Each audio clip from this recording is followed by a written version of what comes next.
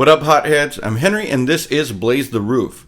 This week, we're going to be reviewing a somewhat special sauce. It was made by Butterfly Bakery, but it was made for the Heatness for their 3rd anniversary. So it's the Heatness number 3. I already reviewed 2 other Heatness sauces, which were the Dawson Sichuan Ghost Pepper, and the one I did last week, which was the Lion's Mane Piri Piri sauce from Heartbeat, shit. I don't know where my mind is at right now, folks. Alright, so this sauce is called the Pink Peppercorn Gin. And as you guessed it, it does actually have gin in it. Alright, so a little bit about Butterfly Bakery, though. It is in Vermont. Vermont is the 17th state that we have covered. It did start off as a bakery in 2003. Then got its first brick and mortar in 2007. And then starting in 2015, the founder, Claire George, or it's Georges, I don't know. Again, Vermont has a lot of French background, so it could be Georges or Georges. I'm not really sure, but it's spelled like George with an S. She started branching off into hot sauce. And so, back in, Heatness now has been around for, 5 years? So, about 2 years back, she did this sauce for them. So, what can we say here? So, a little bit about Montpelier, Vermont, which is the city that this particular hot sauce maker is from. It is the only state capital, so yes, it is the state capital of Vermont, but it is the only state capital without a McDonald's in it. I bet you it's a pretty healthy population there, right? It's also the home of Ben & Jerry's.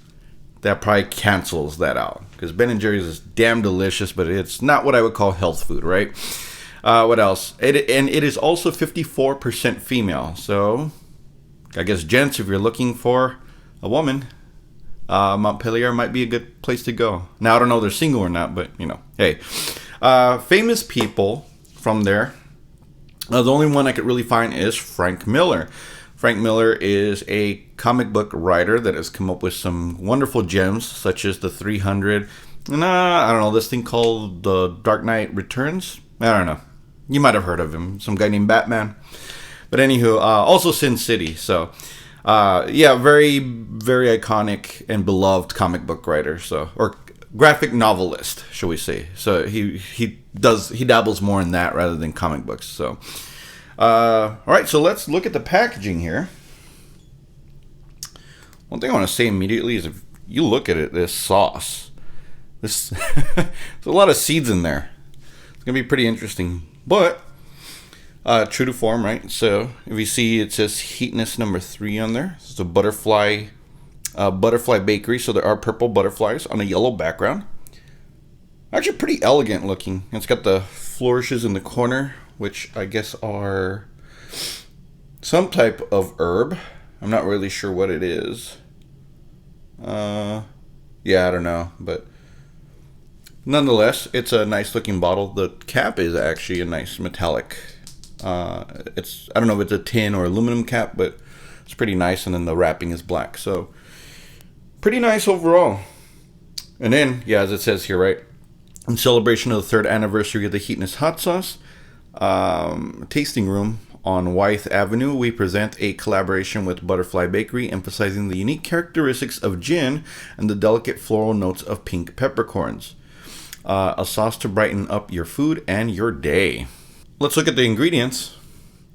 The ingredients include serrano, habanero peppers, organic apple cider vinegar, Old Tom gin, garlic scapes, cucumber, organic lime juice, Vermont horseradish, salt, and pink peppercorn. So, while cucumber would have been a good, interesting ingredient, how often do you see gin in a hot sauce, right? Or in most anything. So we're gonna talk about gin for this episode, right? And this is specific to Old Tom gin. It is a sweeter. Okay, it's a type of gin.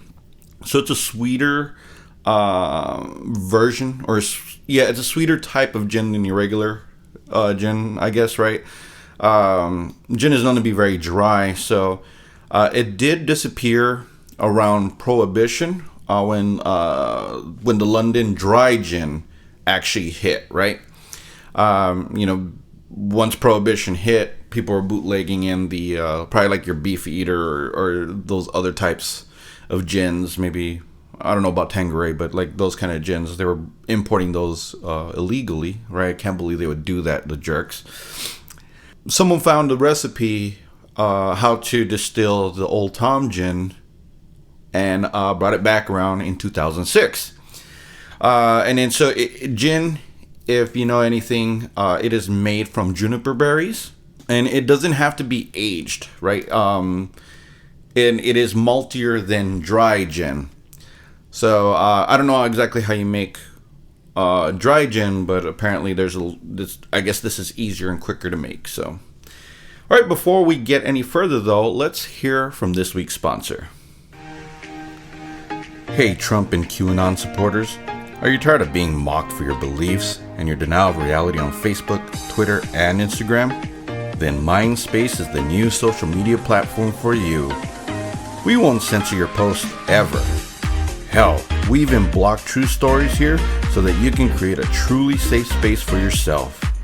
If some troll decides to bring facts into an argument, you can just hit the snowflake button and it will automatically block them, and a bot will also comment, reassuring your rationale. Spew as much hatred and insanity as you wish. It's your right to be out of touch with reality. Create a safe space with Mindspace.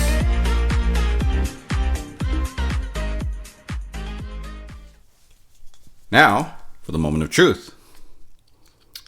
So, the first impressions are that this is a very chunky sauce. Smells like habanero. I'm trying to see if I can smell the horseradish.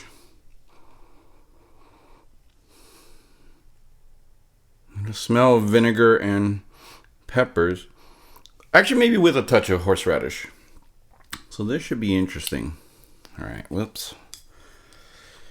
I should have probably done this, loosened it up before, but this is a chunky sauce. Wow, this is interesting. Whoop! I don't know, that got caught on camera. That's kind of funny. All right.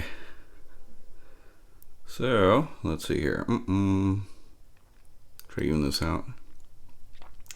So being that it's habanero and serrano, I don't anticipate this sauce being incredibly hot.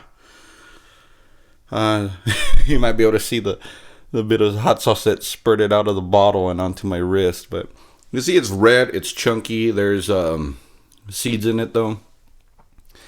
So I'm going to be trying to taste cucumber, horseradish, beyond the vinegar. Obviously, you're going to taste the vinegar and the peppers, but I'm going to see if I could get the hints of everything else.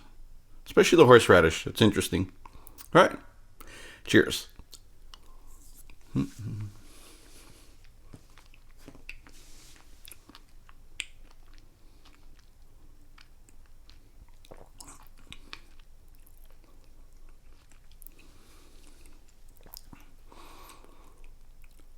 Huh.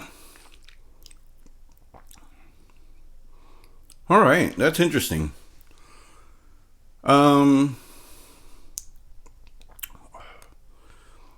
It's a very slight burn in the back of the tongue, and a little bit of the tip, but being that Serrano usually is going to hit, excuse me, Serrano is usually going to hit a little bit more the front of the tongue, habanero on the back of the tongue. But pretty mild sauce. Very flavorful though. Hold on, let me get this one here.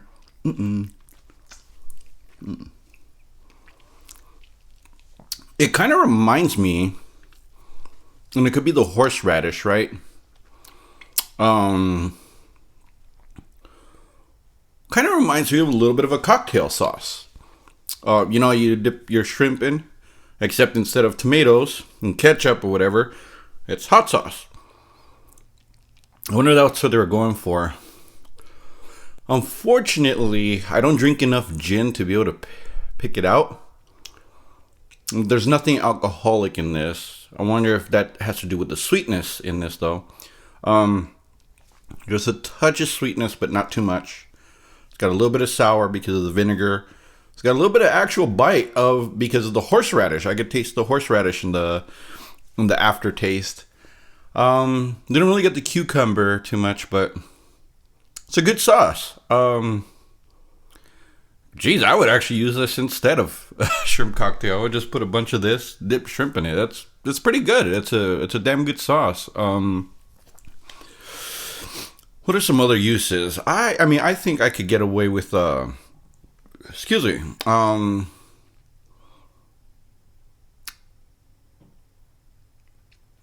You know what? I mean, this would be kind of a good replacement for harissa sauce, or like the red sauce you put on Mediterranean food if you want to make it spicy. We'll probably use it on that, whether it's be lamb, chicken.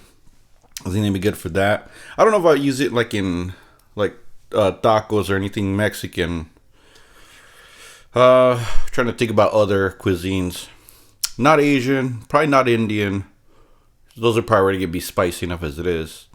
Although I did get from a Thai place and an Indian place, I got the hottest level and didn't even faze me. So I'm a little upset about that.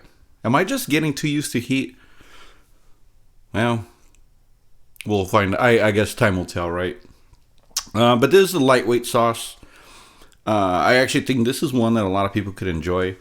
If I come up with more ideas, I'll throw that in the subtitles. But yeah, overall, it's a very delicious sauce. It's very creative, obviously, and it has a little bit different profile than some of the other habanero sauces I've had. Again, very chunky, very flavorful. Ton of really good flavor. Not too much heat, so I think this would be good for everyone. All right. Well, next week we're gonna be reviewing another. I ended up getting the pack with the Heatness anniversary, so I think this one's Heatness number 2. It's the Charcoal Ghost from Queen Majesty. I believe my friend Katie is finally gonna be joining me, and it's odd enough that last time she was supposed to join me, we were doing the Queen Majesty trio, but then COVID hit. Now since we have things a little bit worked out, we feel better about that. So I think she'll be joining me next week. So let's see how that goes. All right. Until then, again, thank you for watching.